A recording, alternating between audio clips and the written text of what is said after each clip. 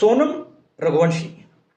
सोनम रघुवंशी आप अब तक जान चुके होंगे कि सोनम रघुवंशी मात्र एक नाम नहीं है, ये एक तबाही है। ये लड़की तबाही है। ये ऐसी तबाही है जिसने अपने परिवार को निकल लिया, अपने पति को निकल लिया, अपने पति के घर वालों को यानी उनके माता पिता को निकल लिया, अपने दोस्तों को निकल लिया, अपने प्रेमी को निकल लिया, प्रेमी के दोस्तों को निकल लिया। और एक नाम जो अब इस वक्त सामने आ रहा है वो नाम है जितेंद्र रघुवंशी। कौन है ये जितेंद्र रघुवंशी? जितेंद्र रघुवंशी वो है।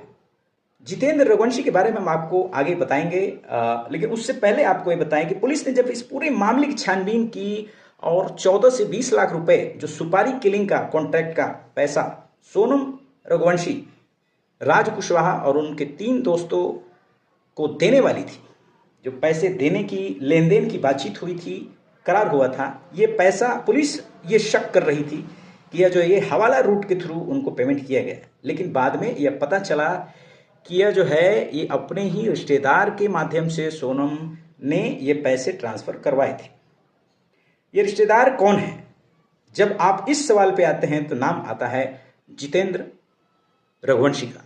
जितेंद्र रघुवंशी सोनम के मौसी का बेटा है, यानी कि उसका कजन है।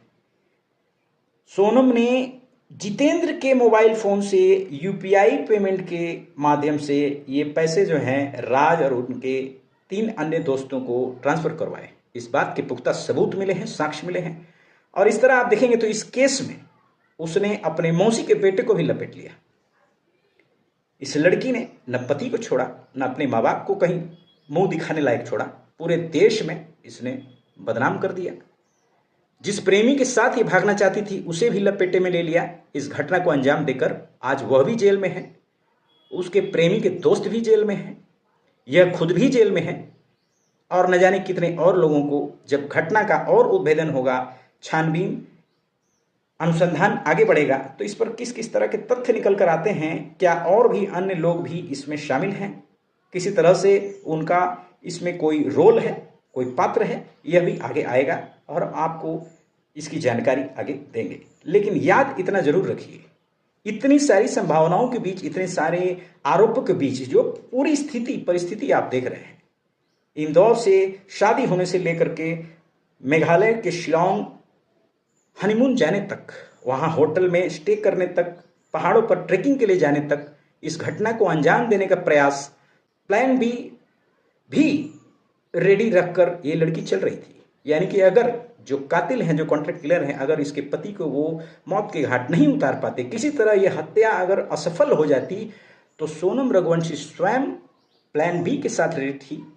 यानी कि वो खुद राजा रघुवंशी को खाई से नीचे ढकेलने के लिए तैयार थी।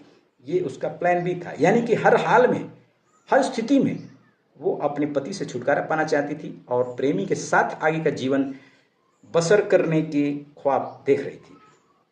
सोनम रघुवंशी आज एक लड़की का नाम मात्र नहीं है, एक दहशत का नाम है। पूरे देश में बहुत सारे मीम्स बन रहे हैं, सवाल उठ रहे हैं कि क्या अब शादीशुदा जिंदगी लोगों को इस तरह जीना पड़ेगा? शादी करने से किस किस तरह की जांच लोगों को करने पड़ेंगे?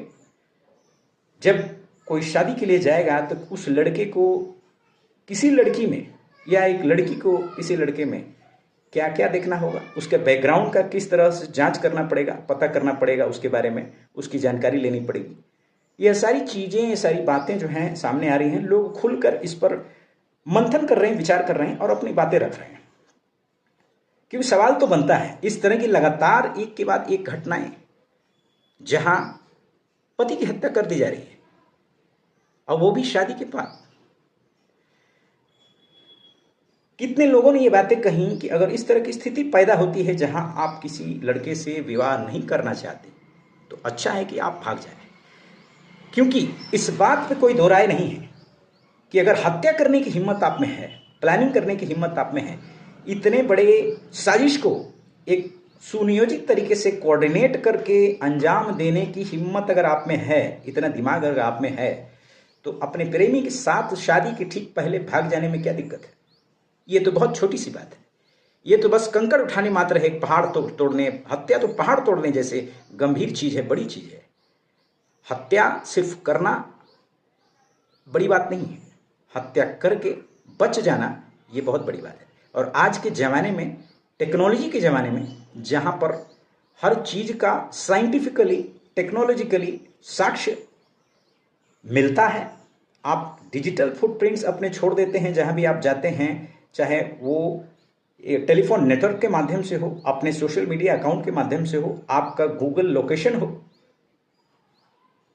या फिर एटीएम के द्वारा कोई ट्रांजैक्शन आपने किया हो, ये सारी चीज़ें जो हैं कहीं ना कहीं से आपकी डिजिटल फुटप्रिंट निकाल देती हैं। इन केस अगर ये सारी चीज़ें भी फेल कर जाती हैं तो कहीं ना कहीं किसी न किसी सीसीटीवी कैमरा में आपकी या आपके साथ जुड़े लोगों की इस तरह के साजिशों में कहीं ना कहीं फोटो वीडियो ज़रूर निकल जाती है। तो इस तरह का बचना एक हत्या करके यह संभव नहीं है। इस बात को आप मान के चलें कि 99.99% आज के ज़माने में टेक्नोलॉजी का इतना ज़्यादा इस्तेमाल, सीसीटीवी और अन्य डिजिटल फुटप्रिंट्स का इतना ज़्यादा इस्तेमाल है कि आपका बचना मुश्किल है। इसलिए कभी भी किसी भी पारिवारिक स्थिति में, किसी भी दुश्मनी की स्थिति में अगर आप इस तरह का कोई मन बना रहे हैं तो इससे बचें, क्योंकि आप जान लें कि आप पकड़े जाएंगे। हर हाल में आप पकड़े जाएंगे और पकड़े जाना निश्चित है।